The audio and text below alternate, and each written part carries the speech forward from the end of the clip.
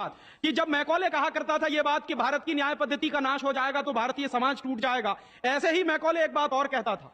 Macaulay की लिखी हुई एक चिट्ठी है मेरे पास, उसकी फोटोकॉपी लंदन में एक लाइब्रेरी है, उसका नाम है इंडिया ऑफिस लाइब्रेरी, वहां से मैंने निकलवाई है। इंडिया ऑफिस लाइब्रेरी में से ऐसे कुछ 50,000 से ज्यादा डॉक्यूमेंट्स मैं निकाल के लाया और वहां के कई लोगों की मदद से हमने वो निकलवाए हैं। तो उनमें एक चिट्ठी है मैकॉले की, वो उसके अपने पिताजी को उसने लिखी है। जब वो यहां ऑफिसर बन के आया है तो मैकॉले क्या लिख रहा है कि भारतीय समाज को अगर बर्बाद करना है तो भारतीय न्याय पद्धति बर्बाद करो, तो वो करने के लिए उसने आईपीसी बना दिया, सीआरपीसी बना दिया, सीपीसी बना दिया और बर्बाद हुई। दूसरी बात वो कहता था कि भारतीय समाज को बर्बाद करना है तो भारतीय शिक्षण पद्धति का नाश करो। तो मैकॉले कहा करता था कि जो भारतीय शिक्षण पद्धति है, वो खुद मानता था इस बात को, यह दुनिया की सबसे ज्यादा विकसित और सबसे अच्छी पद्धति। क्या होता था, यहां गुरुकुल चलते थे, गुरुकुलों में विद्यार्थी पढ़ते थे और विद्यार्थी 20 साल तक 25 साल तक ब्रह्मचर्य का पालन करते हुए शिक्षा ग्रहण करते थे, संस्कार मिलते थे और वो संस्कार लेकर समाज में जाते थे। उन्हीं संस्कारों से संस्कृति बनती थी और वही संस्कृति भारतीय संस्कृति कहलाती थी। ऋषि थे, मुनि थे, बड़े बड़े ज्ञानी थे, महात्मा थे, वो गुरुकुलों को चलाया करते थे और सारे के सारे गुरुकुल जो चला करते थे उनमें वेदों का अध्ययन, पुराणों का अध्ययन, उपनिषदों का अध्ययन, जो भारतीय ज्ञान है, जो भारतीय मनीषा है, उन्हीं सबका अध्ययन संस्कृत के माध्यम से कराया जाता था। मैकॉले ने क्या किया कि गुरुकुलों का नाश अगर करना है तो उसने एक कानून बनाया। क्या कानून बनाया? संस्कृत में जितने विद्यालय इस देश में चलते थे हिंदुस्तान में अंग्रेजों के जमाने में, उन सबको उसने इल्लीगल घोषित किया, गैर कानूनी, और उसने प्रतिबंध लगा दिया कि संस्कृत भाषा के माध्यम से कोई भी गुरुकुल चलेगा उसको अंग्रेजी सरकार मान्यता नहीं देगी। तो मान्यता किसको देगी? अंग्रेजी के माध्यम से जो कॉन्वेंट स्कूल चलेंगे उनको अंग्रेजी सरकार मान्यता देगी और उसके लिए बाकायदा उसने कानून बनाया। उस कानून का नाम है इंडियन एजुकेशन एक्ट और यह इंडियन एजुकेशन एक्ट लागू हुआ 1858 में, आज से लगभग 140 साल पहले। तो 140 साल पहले जो कानून लागू हुआ था अंग्रेजों के जमाने में, वही कानून आज भी चल रहा है। उस कानून के आधार पर मैकॉले ने क्या किया? संस्कृत के माध्यम से चलने वाले गुरुकुलों को बर्बाद कर दिया, कानून बना के उनको बंद करा दिया। जो उनमें अध्यापक होते थे, गुरु होते थे, उनको मार पीट कर अंग्रेजी सरकार जेल में बंद करती थी। जो विद्यार्थी अध्ययन के लिए जाते थे उनको रोक दिया जाता था, उनका अध्ययन ना होने पाए उसके लिए समस्याएं खड़ी की जाती थी। और दूसरी तरफ कॉन्वेंट स्कूल चालू कर दिए और उसमें अंग्रेजी के माध्यम से शिक्षण देना शुरू किया। एक दिन उसने अपने बाप को चिट्ठी लिखी और इस चिट्ठी में उसने यह लिखा कि मैंने हिंदुस्तान में एक ऐसी शिक्षण पद्धति पैदा कर दी है जिसमें अगर हिंदुस्तानी विद्यार्थी पढ़ेंगे तो पढ़कर निकलने के बाद वो शरीर से हिंदुस्तानी होंगे, दिमाग से सब अंग्रेज हो जाएंगे। वो देख रहे हैं, अभी देख रहे हैं। तो शरीर से हिंदुस्तानी और दिमाग से अंग्रेज। तो मैकॉले दूसरी बात लिख रहा है उस चिट्ठी में कि जब वो शरीर से हिंदुस्तानी और दिमाग से अंग्रेज हो जाएंगे तो अंग्रेजों के हिसाब से सारे काम करेंगे और वो विद्यार्थी जब कॉन्वेंट स्कूल में से निकलेंगे तो सबसे ज्यादा गालियां भारतीय संस्कृति को देंगे, सबसे ज्यादा गालियां अपने मां बाप को देंगे। कैसे? मॉम और डैड कह के। डैड माने होता है मरा हुआ और मम्मी माने होता है शव। इजिप्ट में आप जाइए, मिस्र एक देश है, वहां पे मम्मीज कहा जाता है किसको? मरे हुए आदमी के शव को। तो हमारी मां हो गई मम्मी और पिताजी हो गए डैड। आया कहां से ये? मैकॉले ने डाल दिया हमारे दिमाग में। और मैं ये कहता हूं कि मैकॉले तो मर गया, उसका बाप भी मर गया, सब मर गए, भगवान उनकी आत्मा को शांति दे, लेकिन उसकी जो आत्मा है वो हम सब में प्रवेश कर गई है। और कैसे प्रवेश कर गई है? मैं आपको यह इतिहास की सच्चाई बता रहा हूं कि जिस जमाने में मैकॉले ने इस देश में सबसे पहला कॉन्वेंट स्कूल खोला था कलकत्ता में, वो कॉन्वेंट स्कूल चला नहीं, बंद हो गया। क्यों बंद हो गया? क्योंकि कोई भी भारतीय मां बाप अपने बच्चे को कॉन्वेंट में पढ़ाने को नहीं भेजता था। अंग्रेजों के जमाने की बात बता रहा हूं। अंग्रेज अपनी पूरी ताकत लगाकर भी इस देश में कॉन्वेंट स्कूल चला नहीं पाए, लेकिन अंग्रेजों के जाने के बाद गांव गांव में, गली गली में कॉन्वेंट स्कूल चल रहे हैं। और ऐसे मम्मी डैडी पैदा हुए हैं इस देश में जो बच्चे का जन्म लेने के पहले रजिस्ट्रेशन करवाए आते हैं कॉन्वेंट स्कूलों में। कहते हैं कि अगर रजिस्ट्रेशन नहीं कराया तो एडमिशन नहीं मिलेगा। तो कॉन्वेंट स्कूल में पढ़ाना बहुत जरूरी है बच्चे को। और मैं अक्सर पूछता हूं कि काहे को पढ़ाते हैं कॉन्वेंट स्कूल में, तो कहते हैं राजीव भाई जब हमारा बच्चा कॉन्वेंट में पढ़ेगा तो बहुत स्मार्ट बन जाएगा। तो मैं पलट के पूछता हूं कि जरा बताइए स्मार्टनेस क्या होती है। तो अक्सर मां बाप मुझे जवाब देते हैं जो दिल्ली बंबई में रहते हैं कि हम बच्चे को कॉन्वेंट में इसलिए पढ़ने को भेजते हैं कि जब वो कॉन्वेंट में पढ़ेगा तो टाई लगाएगा, मोजे जूते पहनेगा, बढ़िया सूट है। तो अंग्रेजों के देश में टाई इसलिए लगाई जाती है कि वहां ठंडी बहुत पड़ती है, सर्दी बहुत पड़ती है और एक साल में 6 महीने भयंकर बर्फ पड़ती है। कभी कभी तो यह हालत होती है कि 6-7 महीने सूर्य भगवान के दर्शन नहीं होते। और वहां की जलवायु ऐसी है कि आज अगर सूर्य निकला तो जरूरी नहीं है कि कल भी निकलेगा, परसों भी निकलेगा, नरसों भी निकलेगा। भारत में ऐसा नहीं है, आज अगर निकला है तो कल भी निकलेगा, परसों भी निकलेगा, 3 महीने बाद भी निकलेगा, 1 साल बाद भी निकलेगा, ऐसे ही निकलेगा। इंग्लैंड के लोग ये गारंटी से नहीं कह सकते। तो वहां ठंडी बहुत पड़ती है, सर्दी बहुत पड़ती है। और जिन देशों में सर्दी बहुत पड़ती है, ठंडी बहुत पड़ती है, वहां के लोगों को अक्सर जुकाम बहुत होता है, नाक चलती है। तो जब नाक चलती है तो उस नाक को पोंछने के लिए बार बार जेब से रूमाल निकालना पड़ता। तो उन्होंने क्या किया कि एक रूमाल गले में लटका लो जो नाक पोंछने के काम आएगा। और टाई का माने क्या होता है, अंग्रेजी का शब्द है TIE। टाई का माने होता है गले के चारों तरफ लटकाया गया कोई कपड़ा। किस काम आता है वहां पर, नाक पोंछने के। क्यों करते हैं? क्योंकि ठंडी बहुत पड़ती है, सर्दी बहुत पड़ती है। हमारे देश में तो 1 साल में 9 महीने गर्मी पड़ती है और यहां गुजरात में तो 12 महीने गर्मी पड़ती है। मैं तो यूपी का रहने वाला हूं, वहां थोड़ी बहुत ठंडी जरूर पड़ती है, यहां तो बिल्कुल नहीं पड़ती। तो वहां तो इसलिए टाई लगाते हैं कि उनको जरूरत है उसकी। हम हमारे बच्चों को क्यों लटका रहे हैं अपने गले में टाई? मर गए अंग्रेज और चला गया मैकॉले, लेकिन उसकी आत्मा का वास हम सब में हो गया। जिसको देखो वो कॉन्वेंट स्कूल में घुसा रहा है अपने बच्चों को, जिसको देखो वो अंग्रेजियत की तरफ ले जा रहा है। शर्म की बात है, शर्म की बात है, सावधान होना चाहिए। एक बार बंबई में मैंने एक जगह व्याख्यान में पूछा, पढ़े लिखे कुछ लोग बैठे थे, कि आप अपने बच्चों को कॉन्वेंट में क्यों भेजते हैं? आपको मालूम है कॉन्वेंट का मतलब क्या होता? यूरोप के देशों में कॉन्वेंट का मतलब क्या होता? यूरोप में हजारों साल एक परंपरा रही है जो हमारे यहां कोई सोच भी नहीं सकता उसके बारे में। यूरोप की परंपरा क्या रही है हजारों साल? वहां बच्चे लावारिस छोड़े जाते हैं। आज भी यूरोप के देशों में, अमेरिका में आधे से ज्यादा बच्चे लावारिस तरीके से बड़े होते हैं। और यह परंपरा आज से 100-150 साल पहले तो बड़ी भयंकर थी। तो यूरोप में क्या होता था कि बच्चा पैदा हुआ, छोड़ दिया चर्च के सामने, छोड़ दिया अनाथ आश्रम में, छोड़ दिया किसी और संस्था में, वहां बड़ा होगा। तो जो लावारिस बच्चे वहां पैदा होते हैं, उन लावारिस बच्चों की पढ़ाई लिखाई, उनकी व्यवस्था करने का काम जिस जगह पर किया जाता है उसको कहते हैं कॉन्वेंट। हाँ बड़ो, तुम्हारे कॉन्वेंट में जा रहे हैं। कॉन्वेंट का माने होता है लावारिस बच्चों के पढ़ने लिखने का स्थान। माने जिन बच्चों के मां नहीं है, जिनके बाप नहीं है, जिनके दादा दादी नहीं है, जिनका कोई कुटुंबीजन नहीं है, उन बच्चों को पढ़ाने के लिए जो स्कूल चलाए गए यूरोप में, उनको कॉन्वेंट स्कूल कहते हैं।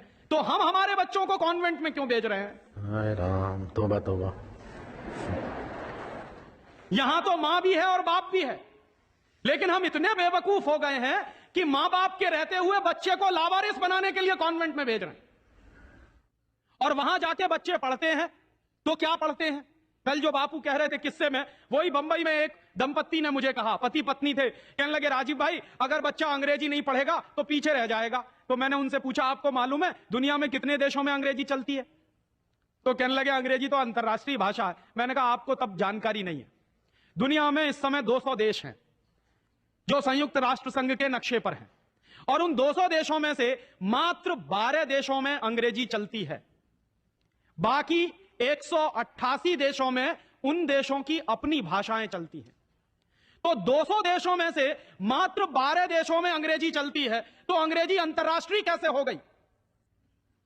अगर 200 में से 150 देशों में अंग्रेजी चलती तो मैं मान लेता कि अंग्रेजी अंतरराष्ट्रीय भाषा, लेकिन मुश्किल से 12 देशों में जो भाषा चलती है उसको हम कहते हैं कि अंतरराष्ट्रीय भाषा। और दूसरी बात, उसी दंपत्ति ने कहा कि राजीव भाई अंग्रेजी बहुत समृद्ध भाषा है, बहुत रिच लैंग्वेज है। जो शब्द उन्होंने इस्तेमाल किया, रिच लैंग्वेज माने समृद्ध भाषा। तो मैंने उनसे कहा कि दुनिया में अंग्रेजी से ज्यादा रद्दी दूसरी कोई भाषा नहीं है। क्यों? उसका कारण है उसका कारण है, जानते हैं क्या है? अंग्रेजी में चाचा, मामा, ताऊ, मौसा, फूफा सब अंकल, और काकी, ताई, मौसी और सब आंटी। अब आप मुझे जरा यह बताइए कि मौसा में और फूफा में फर्क होता है कि नहीं होता? क्या आप फूफा को मामा बना सकते हैं? या यह बताइए कि मौसी में और काकी में फर्क होता है कि नहीं होता? क्या मौसी काकी हो सकती है? दुनिया की जिस भाषा में रिश्तों को कहने के शब्द ना हो, वो सबसे रद्दी भाषा है। बिल्कुल ठीक। हमारे यहां हिंदुस्तान में जितनी भाषाएं चलती हैं, हर भाषा में परिवार के रिश्तों को कहने के लिए विशेष शब्द हैं। वहां नहीं है। वहां क्या है? सब इन लॉज हैं, चाहे वो लड़की वाले हों चाहे लड़के वाले हों। पता ही नहीं चलता कि ये लड़के वाले इन लॉज हैं कि लड़की वाले इन लॉज। या तो सब अंकल हैं या तो सब आंटी हैं। क्यों है ऐसा? क्योंकि अंग्रेजी भाषा में रिश्तों को कहने के लिए शब्द नहीं है। कारण क्या है? अंग्रेजी भाषा में शब्दों की बहुत कमी है। और अंग्रेजी भाषा में शब्दों की कितनी कमी है? अगर मूल रूप से देखा जाए तो अंग्रेजी भाषा में मात्र 2600 शब्द हैं कुल मिला के। और दुनिया की तमाम भाषाओं से जो उधार लिया है अंग्रेजों ने, फ्रेंच भाषा में से लिए हैं, जर्मन में से लिए हैं, इटालियन में से लिए हैं, लैटिन में से लिए हैं, तो तमाम भाषाओं से जो उधार लिए हुए शब्द हैं वो मिला दिए जाएं तो कुल मिला के बैठते हैं 12,000। अंग्रेजी के मूल शब्द हैं 2600 और बाकी के शब्दों को मिला दें तो कुल बैठते हैं 12,000। अब आप हिसाब लगाइए, अंग्रेजी में कुल मिला के 12,000 शब्द हैं। गुजराती में आपको मालूम है कितने शब्द हैं? गुजराती भाषा में 40,000 से ज्यादा शब्द हैं। अब आप मुझे यह बताइए कि अंग्रेजी बड़ी हुई कि गुजराती?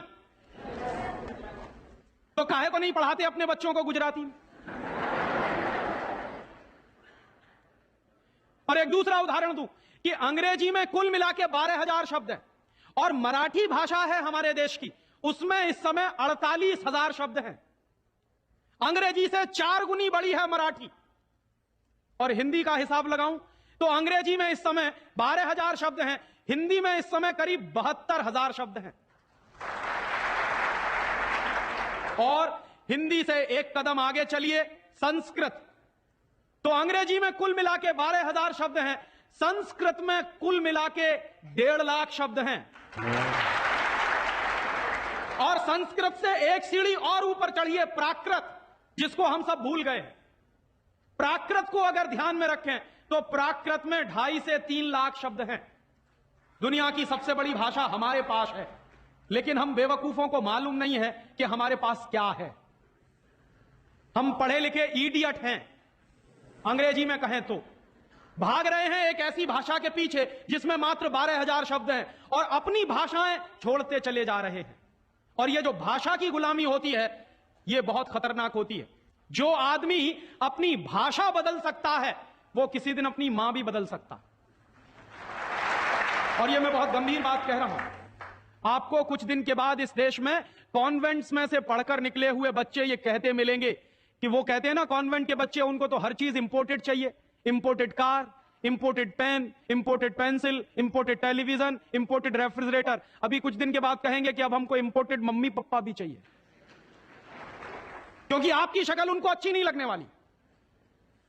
वो तो जो भाषा पढ़ रहे हैं उसके संस्कार ले रहे हैं।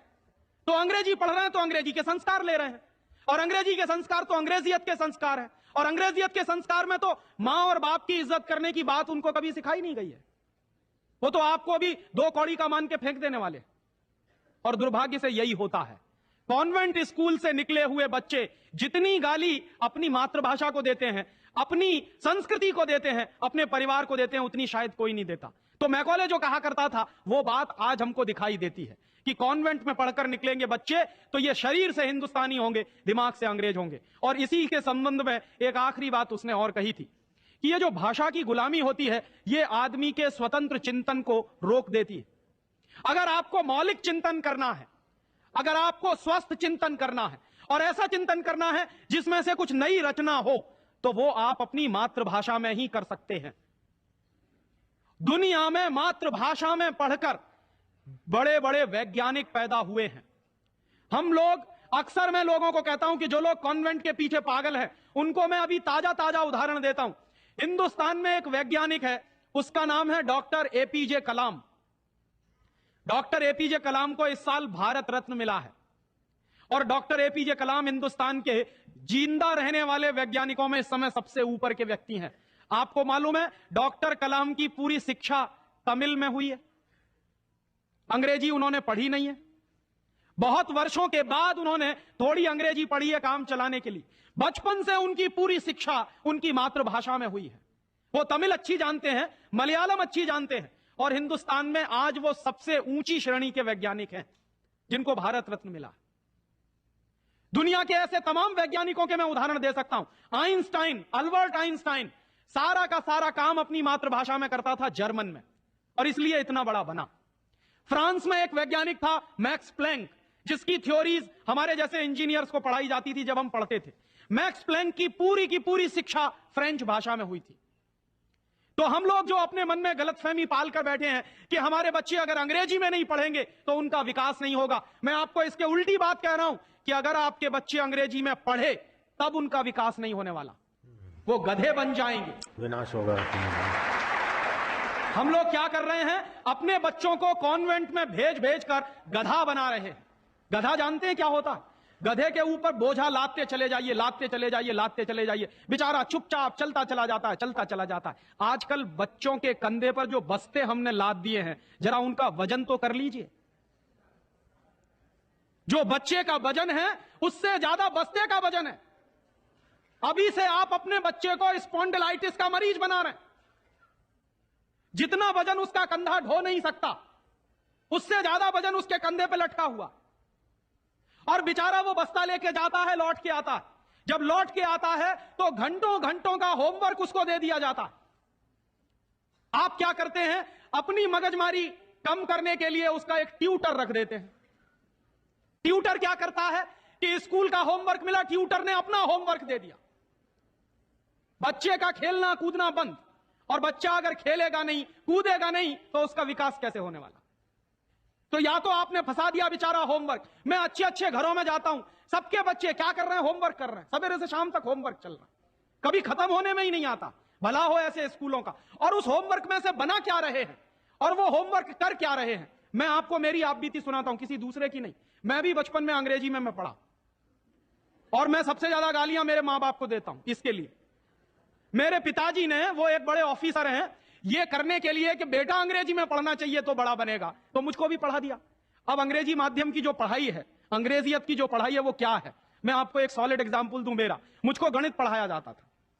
गणित में क्या पढ़ाते थे? एक फॉर्मूला था जो मुझको रटवाते थे क्लास 9th में जब मैं पढ़ता था। क्या फॉर्मूला था? x + y whole square is equal to x square plus 2xy plus y square, x minus y whole square is equal to x square minus 2xy plus y square. और अक्सर इसमें गड़बड़ी होती थी, प्लस का minus होता था, minus का प्लस होता था। तो क्या होता था, मेरी पिटाई होती थी, क्लास में पिटाई होती थी। और मेरे जो अध्यापक थे तो मुझको खूब चिढ़ाते थे और मुझको खूब उल्टा सीधा कहते थे। एक दिन मैंने ये तय किया कि सब छोड़ छाड़ के ये 2 फॉर्मूले रटूंगा। तो रटने के लिए मैं बैठ गया, सब काम एक बाजू में। अब ये x + y और x - y में मैं घुस गया।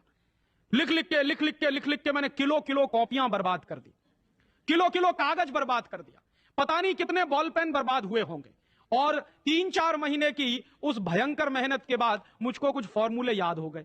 अब वो फॉर्मूले मैं सीख के आया। दुर्भाग्य से मैं बताऊं कि 3-4 महीने के सैकड़ों घंटे बर्बाद करके, अपना खून सुखा के, मार खा के, बेइज्जती बर्दाश्त करके मैंने जो फॉर्मूले पढ़े, वो मेरे जीवन में आज तक कभी काम में नहीं आए। और दूसरे बाजू में मेरी मां ने, जो बहुत पढ़ी लिखी नहीं है, मुझको एक फॉर्मूला सिखाया। क्या सिखाया? एक पहाड़ा सिखाया। आधा, सवाया, 1.5 गुना, 2.5 गुना, 3 गुना, 3.5 गुना, ये मुझे सिखाया। और वो मेरे जीवन में रोज काम आता है। लेकिन कहा क्या जाता है कि मेरी मां तो पढ़ी लिखी नहीं है, पीएचडी नहीं किया उसने। तो जो बिना पीएचडी होल्डर है, जिसने कुछ पढ़ा लिखा नहीं है आज की भाषा में, उसने मुझे ऐसी चीज सिखाई जो जीवन में रोज काम आती है। और जो बड़े बड़े पीएचडी होल्डर प्रोफेसर्स ने मुझे सिखाया, वो जीवन में कभी काम नहीं आया। और आप अपने बच्चों को यही पढ़ा रहे हैं। कॉन्वेंट स्कूल के जितने क्यूरिकुलम हैं और उसमें बच्चे जो कुछ पढ़ रहे हैं, उसमें से 95% बेकार जाने वाला है। उस 95% का उनके जीवन में कभी कोई इस्तेमाल होने वाला नहीं। ये आप कहिए तो मैं जहां कहिए वहां लिख कर दे दूं, क्योंकि मैं भुगत चुका हूं इस बात को। और वो जो 95% आप पढ़ा रहे हैं, आपके बच्चे के अगर काम नहीं आने वाला है, तो उसके लिए आप लाखों रुपए बर्बाद कर रहे हैं, करोड़ों घंटे बर्बाद कर रहे हैं। उस बच्चे का मन मस्तिष्क आपने दबा दिया है होमवर्क के नीचे। झूठी शान और प्रतिष्ठा में आप अपने बच्चों को गधा नहीं बना रहे हैं तो क्या बना रहे हैं?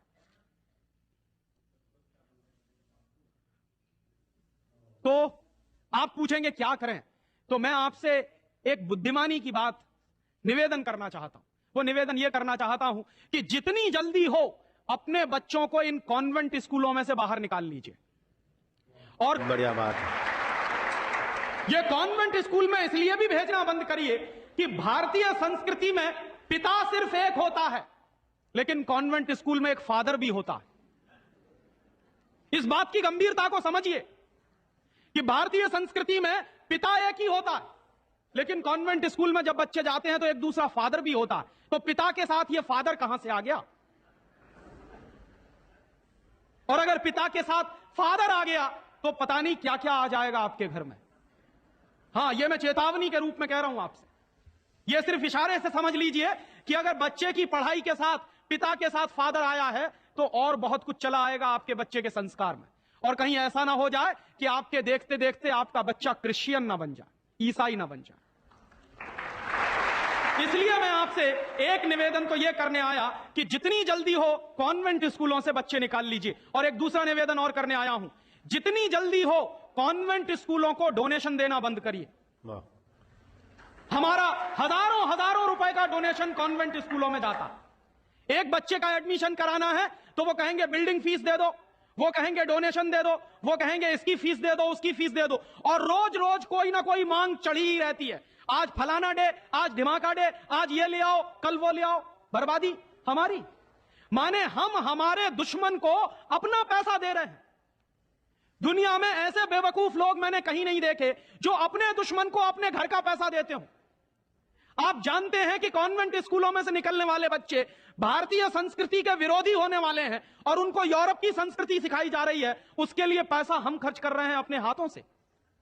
तो भगवान के लिए, भारतीय संस्कृति को बचाने के लिए अपने बच्चों को कॉन्वेंट में से बाहर निकालिए और अपने बच्चों के नाम पर ये उनको जो डोनेशन दे रहे हैं आप कॉन्वेंट स्कूलों को, वो बंद करिए। और मैं आपको पूरे विश्वास से ये कहना चाहता हूं कि आपके बच्चे अगर मातृभाषा में पढ़ेंगे तो सबसे ज्यादा विद्वान बनने की क्षमता है उनमें। और ये क्यों है? दुनिया के सारे मनोवैज्ञानिक एक ही बात पर अब पहुंचे हैं, जो बात हमारे लोग बहुत पहले से कह गए। अभी यूरोप के लोग आज उस निष्कर्ष पे पहुंचे। क्या कहते हैं? बच्चा अगर मातृभाषा में पढ़ता है तो उसको जो सुविधाएं मिलती हैं, जो फायदा होता है, वो दूसरी भाषा में नहीं मिलती। जैसे उदाहरण के लिए मैं आपको बताऊं और आप इसको प्रयोग के रूप में करिए। आपकी मातृभाषा अगर गुजराती है और आप अपने बच्चे को गुजराती में पढ़ाइए तो कोई सवाल आप उसको दीजिए गुजराती में याद करने के लिए, जितनी जल्दी वो याद कर लेगा उस सवाल को, अगर वही सवाल आप अंग्रेजी में दीजिए उसको तो कम से कम 6 गुना समय लगेगा उसको। अगर वो 1 घंटे में गुजराती में कोई चीज याद करेगा तो 6 घंटे लगेंगे उसको अंग्रेजी में याद करने के लिए।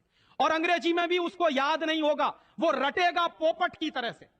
जैसे पोपट होता है ना, रट लेता है, वैसे ही रटेगा। और रटने के बाद क्या करेगा? इम्तिहान में लिख कर आएगा। इम्तिहान में लिख कर आया, उसके 2 दिन बाद पूछिए कि तुमने परसों क्या लिखा है, उसको कुछ याद नहीं। ऐसे ज्ञान का करेगा क्या वो?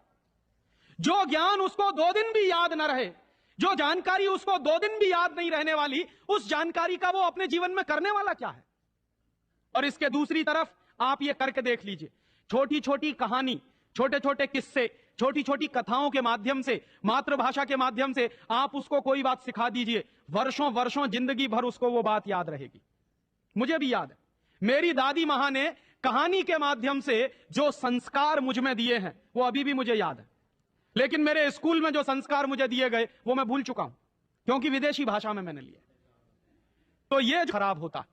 और एक इसी के साथ एक आखिरी निवेदन कि अंग्रेजों ने जिस तरह से बर्बाद किया है भारतीय समाज को, कम से कम अब अगर हमको ये चेतना आती है तो इसको हम बचाएं। मुझे लगता है कि सबसे बड़ा काम और सबसे पहला काम कॉन्वेंट स्कूलों के बंद कराने का, और वो हम सब मिलकर ही कर सकते हैं, अकेला कोई नहीं करेगा। अगर हम सब कॉन्वेंट स्कूलों का बहिष्कार करने का संकल्प ले लें तो फिर से नए गुरुकुल खड़े हो सकते हैं। जो दान आप कॉन्वेंट स्कूलों को देते हैं, वो दान अगर गुरुकुलों को मिलना शुरू हो जाए तो गुरुकुल चलने भी शुरू हो जाएंगे, उनको प्रतिष्ठा भी मिल जाएगी, उनको सम्मान भी मिल जाएगा। अगर हमारी गलती से बर्बादी आई है तो वो गलती आज हम सुधार लें। और ऐसे ही एक दूसरी आखिरी बात कि अंग्रेजियत हमारे मन में बहुत गहरे घुस गई है, और ये अंग्रेजियत जो होती है बहुत खराब होती है। कई बार मैं कहता हूं कि अंग्रेजी भाषा से ज्यादा खतरनाक है अंग्रेजियत। महात्मा गांधी अक्सर ये कहा करते थे कि अंग्रेज चाहें तो रहें, लेकिन अंग्रेजियत जानी चाहिए। ये अंग्रेजियत क्या है? हमारे सबके घरों में, सबके मन में एक तरह का लालच बैठ गया है। हर एक आदमी को इस देश में इंपोर्टेड माल चाहिए, विदेशी कंपनी का माल। किसी भी साधारण से साधारण बच्चे को कहो कि देखो मेरे पास इंपोर्टेड पेन है, तुरंत हाथ फैला देगा, लाओ दे दो। वो बच्चा चाहे जितना पढ़ा लिखा हो, माने इंपोर्टेड के नाम पर भीख मांगने में भी शर्म नहीं आती। उसी बच्चे को आप कहिए कि भगवान का प्रसाद है तो हाथ पीछे खींच लेगा, इंपोर्टेड पेन है तो तुरंत हाथ फैला देगा। गुलामी इतने गहरे बैठ गई, और ये जो इंपोर्टेड माल की गुलामी होती है, इसी गुलामी ने हमारे देश को बर्बाद किया है। अंग्रेजों के जमाने में इस देश में अंग्रेजों का माल बिकता था इसलिए कि अंग्रेजों की गुलामी चलती थी, इसलिए क्योंकि अंग्रेजों की कंपनियां यहां चलती थी। दुर्भाग्य से आज वही फिर हो गया है, गांव गांव में परदेशी कंपनियां घुस गई हैं, परदेशी कंपनियों का माल घुस गया है। हम सबके घरों में परदेशी कंपनियों का माल आता है, सवेरे से लेके